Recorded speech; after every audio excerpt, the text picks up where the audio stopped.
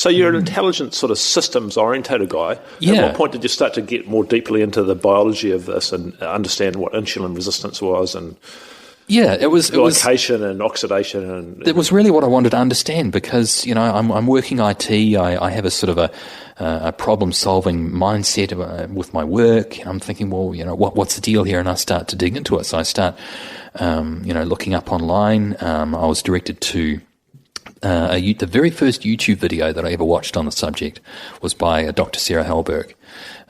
Reversing type 2 diabetes starts with ignoring the guidelines. It was her famous TED Talk. And I knew at that time, I'm not diabetic, at least not as far as I'm aware. But she did talk a lot about insulin, just as Professor Noakes had talked about on the Real Meal Revolution with insulin, and it seemed to be this common factor. And so I started looking around some more, and I find another fellow, Dr. Stephen Finney, who was giving a number of presentations on what he called the art and science of low carbohydrate living, and this was some stuff I could really sink my teeth into. Here's some science, some numbers, and this is sort of all appealing to me.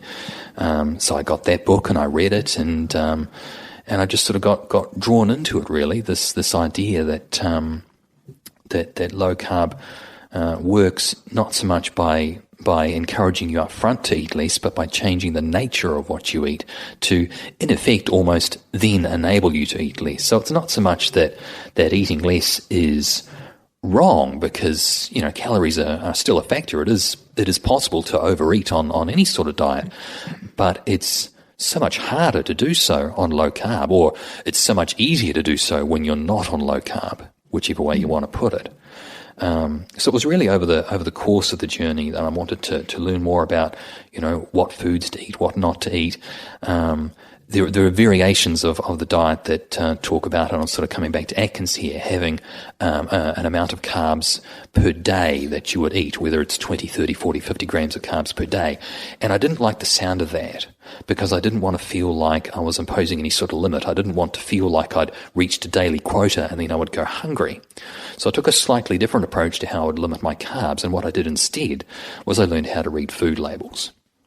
And I looked at the column on all the cans or packets or whatever that says the amount of nutrients per 100 grams. And I thought, instead of setting myself a daily limit, I'll set myself a carb limit per 100 grams. And that would allow me to still eat to satiety, but without me having this arbitrary daily limit. What if I have a slightly carby breakfast and then does it mean I have to go hungry at dinner time? Well, no, as long as I'm sticking to this limit of what's on the label. So, what was the limit? What was the limit? Well, the limit I first set for myself was 10 grams per 100 grams.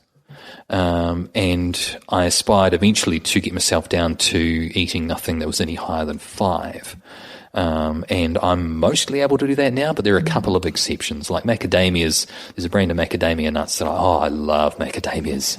I never used to eat nuts because that's high fat, but I discovered macadamias, fell in love with them. They're about 7 per 100, at least in the brand that I get, but the fat content is so high that I can excuse that. So I do make a couple of exceptions, but I try to eat not so much to a daily limit of carbs, but to a limit of carbs per 100 grams of whatever it is that I'm eating.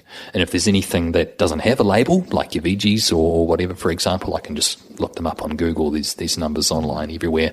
Such and such is, that's 20 gram of carbs. No, it just goes back down on the shelf. And it was that straightforward for me. That was how I limited my carbs, just to a certain amount per 100 grams, going by the labels.